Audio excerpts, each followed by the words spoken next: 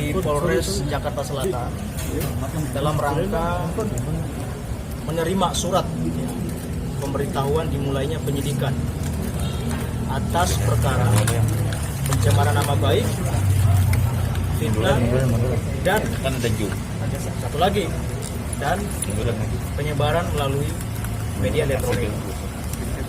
Jadi awal ceritanya 5 bulan yang lalu ya, kalau nggak salah bulan Maret yang lalu, ada salah seorang bernama Farhan Rifki. Farhan Rifki kemudian membuat satu laporan polisi di Polda Metro Jaya. Belakangan kami ketahui bahwa laporan itu ditujukan kepada saudara Hafiz Rizal. Jadi laporan itu untuk Pak Hafiz, bukan kepada Mas Irwan. Tetapi ternyata mereka melakukan konferensi pers menyebut bahwa Mas Irwan yang dilaporkan dan Mas Irwan yang katanya mengajak dia untuk melakukan sebuah investasi satu perusahaan. Nah, faktanya Pak Hafiz mengatakan bahwa bukan Mas Irwan yang mengajak, dan tidak ada yang mengajak ya. Tidak ada yang mengajak, saya katakan tidak ada yang mengajak. Tapi atas kesepakatan bersama untuk mendirikan sebuah perusahaan.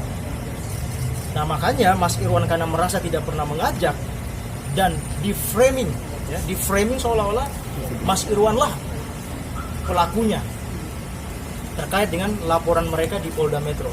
Nah, karena atas dasar itu Mas Irwan tidak terima sehingga melaporkan saudara Farhan Rifki ke Polres Metro Jakarta Selatan. Dan hari ini kami mendapatkan surat pemberitahuan dimulainya penyidikan. Artinya apa? Artinya ada bukti permulaan yang cukup. Ada bukti permulaan yang cukup terkait dengan laporan Mas Irwan yang nantinya tinggal dicari siapa tersangkanya. Tapi karena yang kita laporkan satu, ya sudah pasti patut diduga ya, orang tersebutlah pelaku. Siapa Pak? Namanya Farhan Rifki.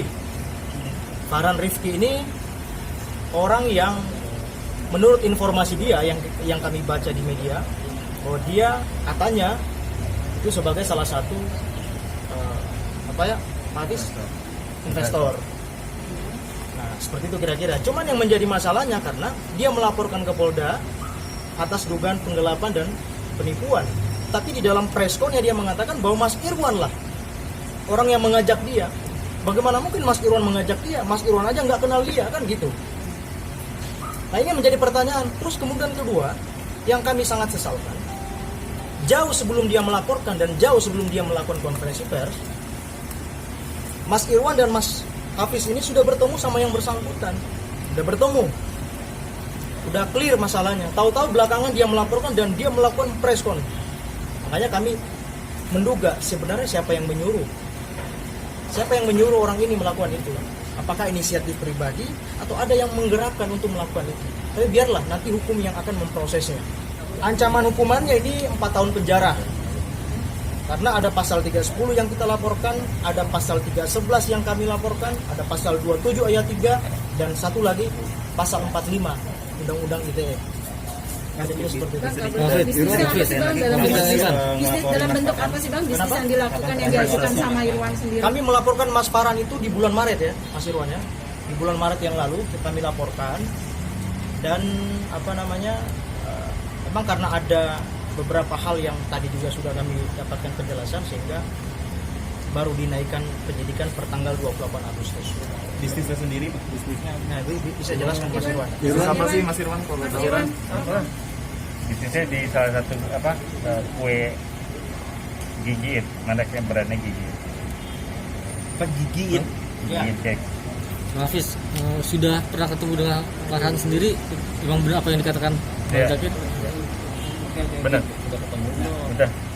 Itu tepatnya kapan ya? Itu udah cukup lama ya. 6 bulan. Iya, 6 bulan. Apa yang dibicarakan ketika ketemu di situ? Yang mana nih? Yang sebelum adanya press conference ketemuan dulu kan antara Hafiz dan Farhan itu katanya ketemu. Oh, itu di tahun 2019-an. Ngomongin tentang apa? Lebih ke tentang usaha ini. Ya benar, saudara IR ya tadi menghadiri Polres Jakarta Selatan untuk menyerahkan ada beberapa bukti tambahan yang beliau serahkan terkait dengan pelaporan beliau ya di Polres kemarin sudah kita lakukan. Kemarin prosesnya masih lidik, memang statusnya sekarang laporan beliau sudah kita tingkatkan ke tahap penyidikan. Karena penyidik berkeyakinan menemukan kemungkinan bukti permulaan ya, 2 bukti permulaan yang cukup sehingga statusnya kita naikkan ke penyidikan. Ya, terlaporan FI ya, dan satu lagi mungkin ada rekannya, namun untuk sekarang kita fokus ke FI-nya.